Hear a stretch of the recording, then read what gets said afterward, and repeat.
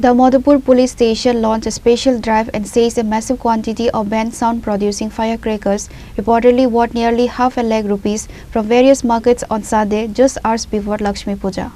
Madhupur Police launched a special raid and seized banned sound-producing firecrackers worth nearly half a lakh rupees from several markets ahead of Lakshmi Puja and planned to issue legal notices to the responsible shopkeepers.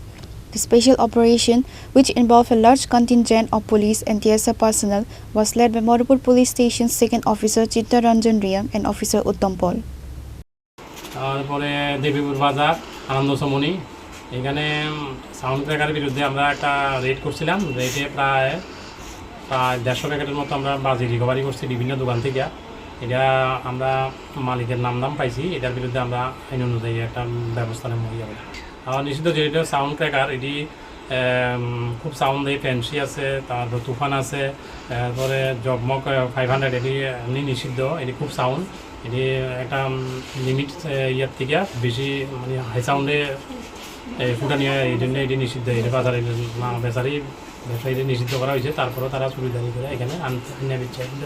মামলার মধ্যে আমরা আপাতত করছি, তারা notice করবো, notice করে আনুমেটিক কই থেকে আনছি আমরা এটার বিরুদ্ধে। Reported by Pranav from Agatla, Chini, Khorang.